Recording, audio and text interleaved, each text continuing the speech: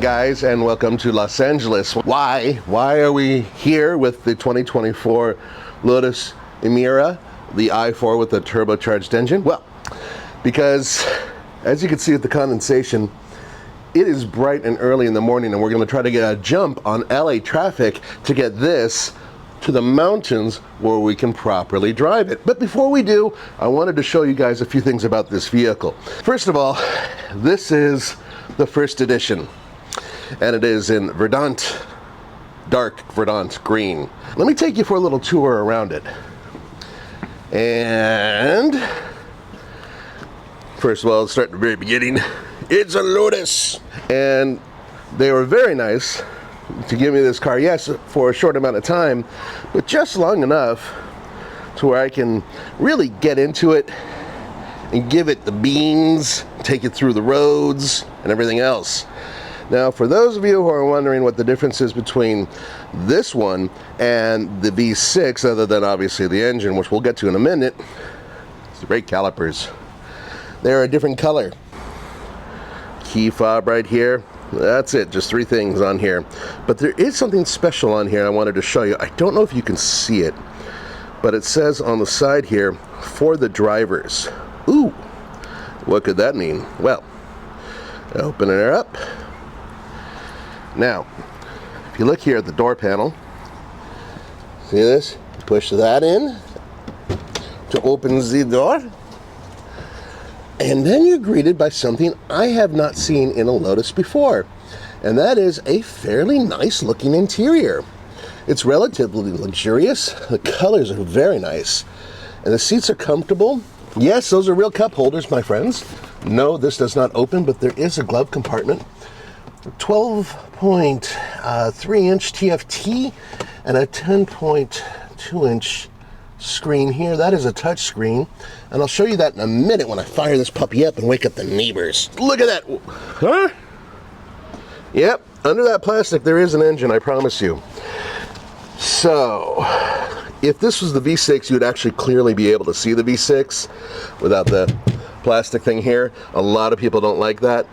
I got used to it. Doesn't really bother me that much, but what's under there? That's the good news, my friends, and that's because we have a 2-liter 4-cylinder engine that's built by AMG, puts out 360 horsepower and 317 pound-feet of torque.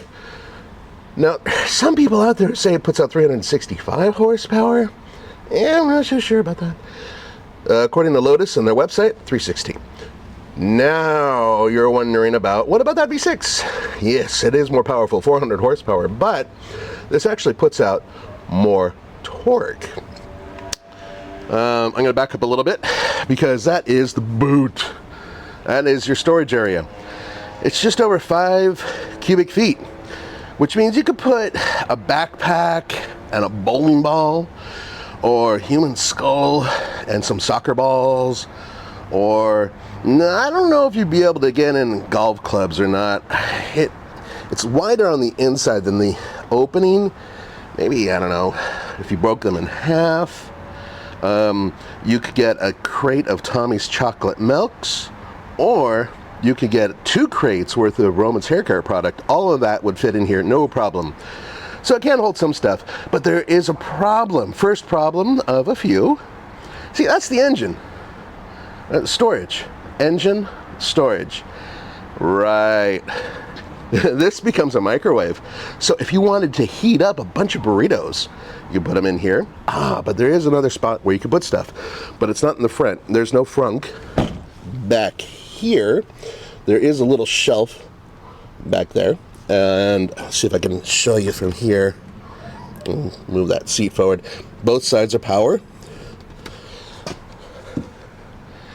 Yep. There's just enough room there for, I was able to put my backpack back there and slide the seat forward to do it. And these seats are really slow, so it takes a while. But here's the good news. For those of you who are wondering, a big guy like me, and I'm 6'1" plus when I'm wearing boots. Yes, drum roll, fat guy gets into car. there are other cars like the Alfa Romeo 4C, which I love, by the way, that has a really high and very wide pillar over here that you have to crawl up and over. This is wide, but it's not very high. As such, I am able to fall in and bring my feet in fairly easily for a big guy, and I do fit. So let's have a look at the interior when we fire this puppy up. Oh, that's a beautiful sound. It says Emira, in case you forgot. And yes, the AC is on high because this is Los Angeles. There's that center TFT I was telling you about. And several different configurations that you can run through here, but let's do this because you're going to hear a little bit of a difference once this warms up a little bit. And I actually have to let this warm up because, once again, see the windshield? That is LA condensation, my friends. Okay, so let's go into the different modes. Here we go. There's Tour, there's Sport, and there's Track. Now, while it's warming up, you're not going to hear a difference, but we're going to let it go for a couple seconds, and you're going to actually hear quite a difference. Now, look down there. Can you see that? Wait, sorry. Nope, not that. There we go. So, you're going to see the exhaust, powertrain, and stability. They all change depending on what you choose. And trust me on this, it really works. Okay, so while we're in here, letting this thing warm up a little bit. You could tell she's a little warmer when the RPMs drop. There's the glove box. Actually can hold some gloves. There is a little bit of room in the door panels to hold a couple things. This thing was at the Quail. I wasn't, but it was. You can see the stitching here and here. And for those of you who actually have a sharp eye, you may actually go, oh, wait a minute, those are Volvo components. Yes, Geely purchased Lotus, I believe, in 2017 and has made the company, well, let's just say that they have finances again.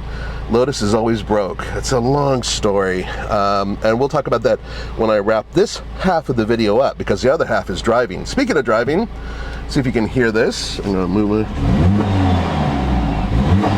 Okay, oh, that blow off is nice, and you really hear it when you're driving. Now, if I change this from Tour to Sport, now listen to this, and then Track. You hear the blow off a little bit. You can really hear it when you're driving. It's especially different when you're really pushing it, and you're going to hear induction noise as I'm driving because the engine's right here. That's it, right there. So yeah, get all that. Now, by the way, just real quick, regular mirror. And by the way, you can actually see under the back, if it wasn't covered with condensation, you can actually see out of this car. I'm very impressed with that. By the way, paddle shifters. Now these paddle shifters, it's hard to tell that they've been triggered. There's very little movement. It's just like, there's not a click really either. Just, you kind of feel it move and that's it. So even though they're a good size and feel like they're made out of metal, they don't really feel as beefy as perhaps they should. I would love to have a better, more definitive click. Okay, so now that I've woken up the neighbors, I'm gonna get out of this thing. Extricating myself is slightly less elegant than, say, a birth of a wildebeest in the wild, but it's actually not too bad. I wanted to show you one more thing. All the vents in this car are functional. That's including this one here that goes in there. And then here, it's hard to see, but in there, and I can't lift this up, it stays stationary, that's the suspension. That whole thing is set up, and that is the whole thing that this company is about. Yes, these are 20s, then this is one of just extraordinary brakes. These are 245/35 ZR20s.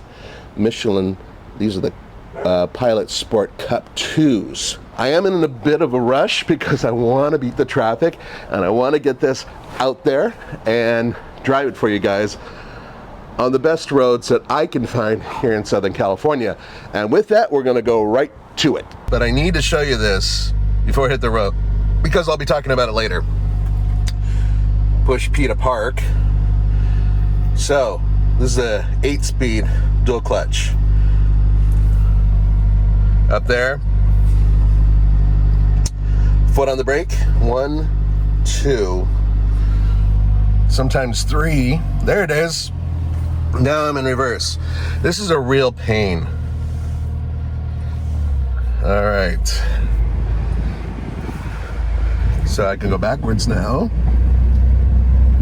All right. Then,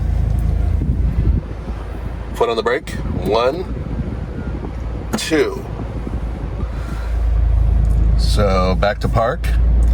Foot on the brake. 1, 2. That's first gear. That puts you in drive. All right. It's kind of slow if you go too fast, especially if you're in drive, and if you want to go to reverse. 1, 2. I'm pushing upwards. Come on. Okay, it took me 4 tries to get it into reverse. One of the problems with being able to pull out of certain areas when you're in a very low-slung sports car is that when you're passing, I don't know, let's say a Nissan Kicks, it's like you're looking up at a giant SUV. You're really on the ground. It's fine. It's part of the whole sports car thing. Now this sits about as low as a Corvette. I was recently in one. I'd say they're pretty close. Interior space in this is actually not that far off from the Corvettes, which is great. There are a couple things. Driving around city streets, sorry, I'm moving this mic so I don't rub. You gotta really go slow over bumps, speed bumps. This thing doesn't like them very much. Potholes, not a great thing. And then dips, which are all over the streets in LA. Yeah, you gotta go through those really slow. There is a skid plate underneath. I do recommend you take every single one of these dips at an angle. It's pretty damn low in the front.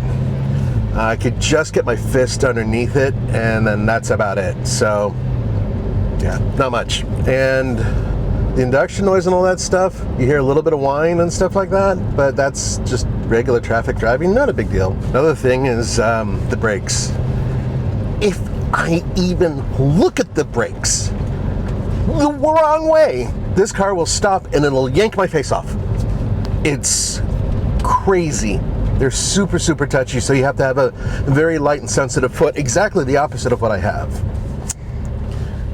Another thing, by the way, the steering, we'll talk about that more when I get into the canyons.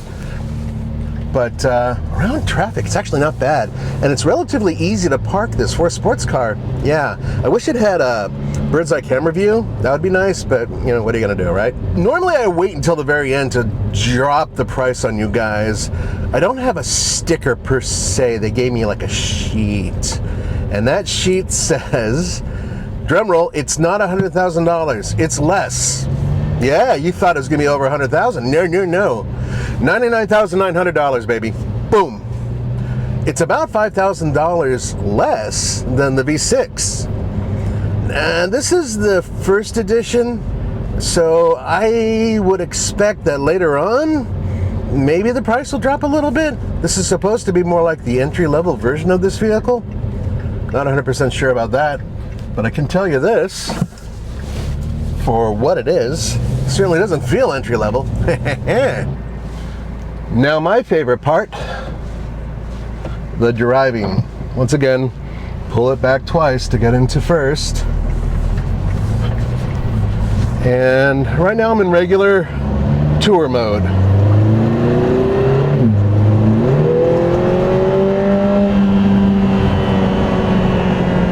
It's nice.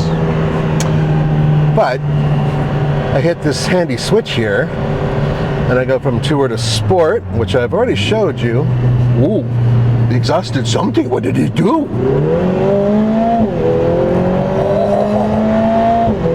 It did something else. But we're not done yet. A lot different in practice than it's just sitting in a driveway, right? Okay, here we go. Track.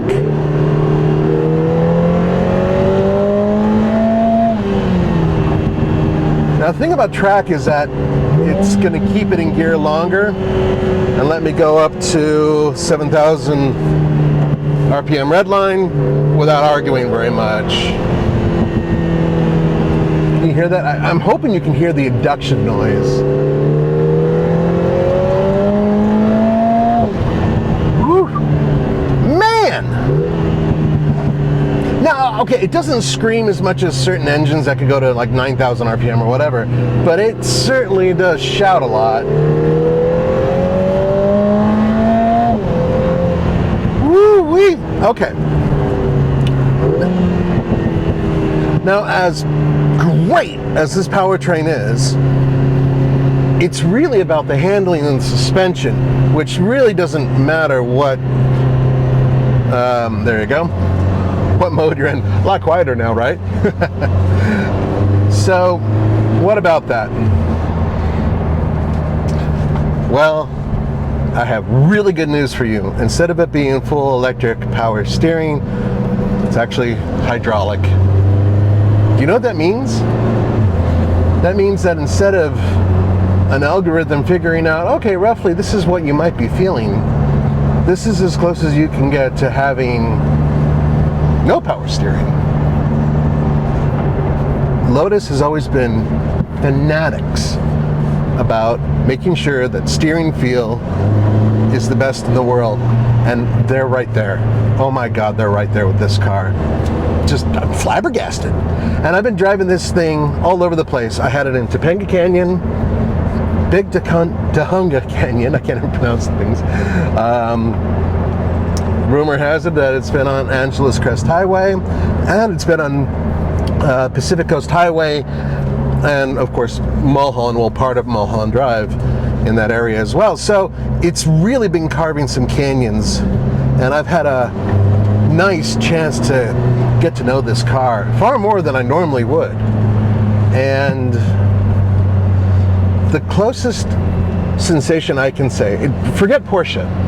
Yes, absolutely, the Cayman is just, it's the best. It's the bee's knees and blah, blah, blah, blah, blah, all you want to say. Forget that. It's a different sensation than that, because this has a completely different personality. This feels a little bit more like something like that Alfa Romeo 4C. You guys remember that? Very similar, although that one's more cramped, right? Not to mention its massive sills that it has on the sides and everything else, and the fact that you can get a manual transmission in this one if you get the V6. Woo! But you know, that V6, which is a Toyota-based supercharged engine, completely different character than this engine. This one's higher strung, actually puts out a little bit more torque, and they sound very different. I'm gonna do an experiment here, see if you can hear this. All right, here's the mic. The induction noise is right next to my ear, which some of you turbo freaks are gonna love. So let me get to a point where I can just give it a little bit of acceleration. It doesn't have to go crazy.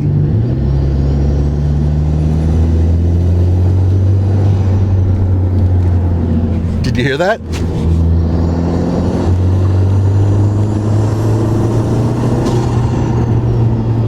Can you hear the blow off and all that noise? This is their econo mode. Now, by the way, speaking of economy, on the highway, I kid you not. Now, this wasn't in stop and go traffic. This was in like mile traffic. I was getting like 28 miles per gallon. And that was, I wasn't even trying. So there's a lot of positives. This thing steers amazing. Oh, I forgot to mention the brakes. Oh, the brakes, they're super touchy. If you look at them the wrong way, they'll bind. I mean, they are very, especially in traffic, man, you really have to have a light touch or else it's going to be super jerky, okay? But on roads like this, they are perfect. I've been running this thing all day long and I have not been able to heat them up, not even a little bit. They feel like they've got all day to give. I'm willing to bet that at a track day, these brakes, considering how light this vehicle is, no issues. You want to hear how quickly this thing shifts? Let's see here.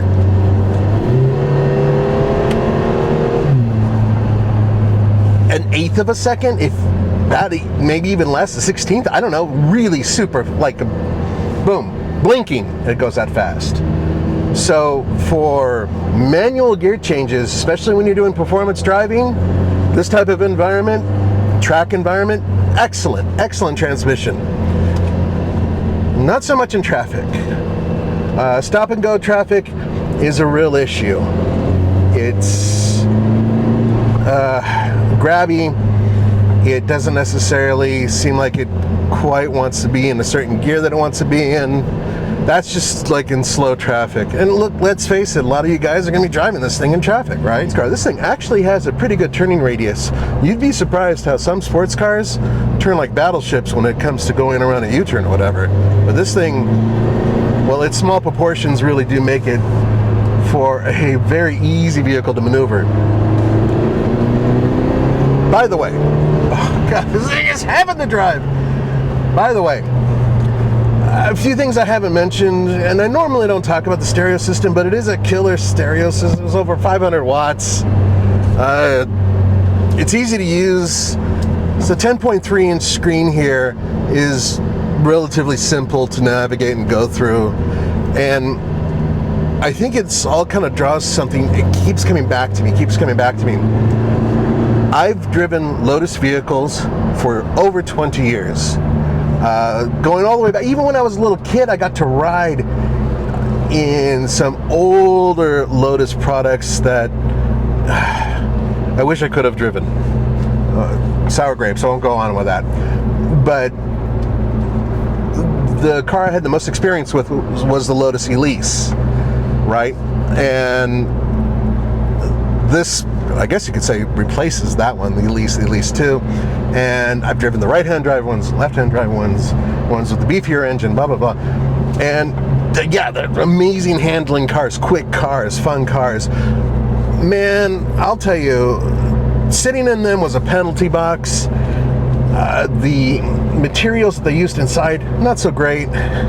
Things didn't really feel like they were that well put together. I mean, at all.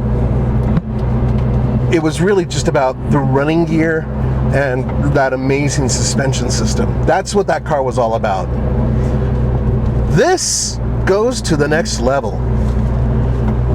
This interior is really nice. The air conditioner actually works, and works well. The buttons and the switches, all the switch gear, a lot of which comes out of Volvo, well, it's good. It's like really good. It does the job, it works, and it feels like it's made out of quality materials. This is all a huge deal for Lotus. So yes, as I mentioned earlier, it has components that are German. It has, to a lesser extent, a Chinese family. It has a British pedigree and a British history. It has Swedish components. It's a mix, but it's a mix that's really pulled off well in a very solid, cohesive package. I really do struggle to try to think of another Lotus that I've driven that has really made me think, wow, this truly is in every way a decent competitor for Porsche. Once again, we're back to Porsche. Look, you can't completely kick them out of the room, right? I mean, they're some of the best in the business. So why would I consider this car over a Cayman? That's a tough one, especially depending on the Cayman, right? Because there are Caymans out there that are far more powerful and are probably as quick, if not quicker, around a track. Just being honest. All Porsches can be daily drivers. I think even easier than a car like this can be. If you know what it is, I got it. I know what it is. It's the personality. Oh my God. Yes, it's the fun and it's the driving dynamics.